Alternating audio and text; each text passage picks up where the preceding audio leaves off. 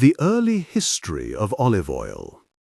Olive oil is produced from the fruit of the olive tree, which is a member of the Oleaceae plant family.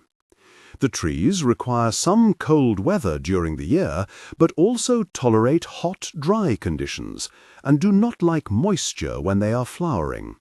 They actually produce better when subjected to these stressful conditions, and as a result, olive trees have traditionally been grown on land where little else will survive. Archaeologists today are divided over exactly where the first domestication of the olive occurred. Some say it was in the area which is now Iran, Syria, Jordan, and Egypt, while others contend it was in mainland Greece or on the island of Crete.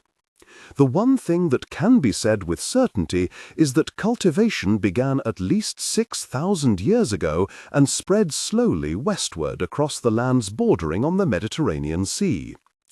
Olive oil was used for a variety of purposes during these early times, including as a pharmacological ointment and in rituals for anointing royalty.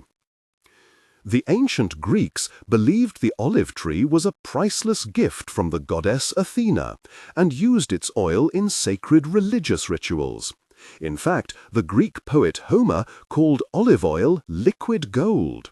And during the 6th and 7th centuries BC, Greek law forbade the cutting down of olive trees and made it punishable by death. The ancient Middle Eastern ruler, King David, valued his groves of olive trees and his olive oil warehouses so much that he posted guards around the clock to protect them. Over the years, olive oil developed other uses. Its employment in cooking dates at least as far back as the 5th century BC, as described by the Greek philosopher Plato. Its use as an aid to beauty and health later became ingrained in many Mediterranean cultures. The Romans, for example, are said to have used generous amounts on their bodies to moisturize their skin after bathing. With the spread of the Roman Empire, olive oil became a major commodity, and its trade promoted commerce throughout the ancient world.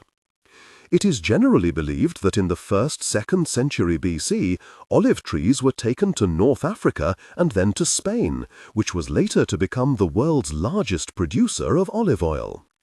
Artifacts found at various Mediterranean archaeological sites include olive oil storage vessels with olive plant residue still in them.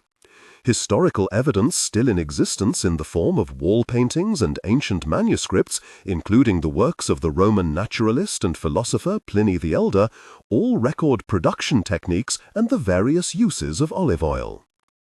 Making olive oil in those early days was a laborious process, accomplished without mechanization. Processing or milling the fruit involved several distinct stages to extract the liquid. The olives were harvested from the trees by hand or by beating the fruit from the trees with long sticks. The olives were then rinsed and crushed to separate out the large seed found in the center of each. The remaining seedless flesh was put in woven bags and pressed. Hot water was then poured over the bags to separate the oil from the solid bits of olive.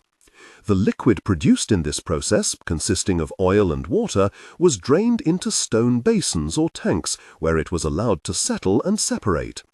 In cold weather, a bit of salt was added to speed up the process. As much oil as possible was drawn off the water, but the result was still not pure oil. Therefore, this impure mixture was allowed once more to settle in vats and then separated in order to refine the product. The wastewater from the milling process, which is called Amurka, is a bitter-tasting and foul-smelling liquid. In many ancient civilizations, it was often simply discarded, causing serious pollution because of its acidity and high salt content. However, in the Roman period, it was regarded as a very useful substance. When spread on surfaces, Amurka forms a hard finish, and therefore it was often applied to the floors of grain storage buildings where it hardened, keeping out water, mud, and pests. When boiled down, Amurka was applied to leather to soften it so that it was easier to shape into articles of clothing and shoes. It could also be eaten by farm animals and was, in fact, fed to livestock suffering from malnutrition. According to ancient texts, Amurka was also utilized in moderate amounts by farmers as a fertilizer or as a pesticide, helping them to protect their crops from insects and even small rodents.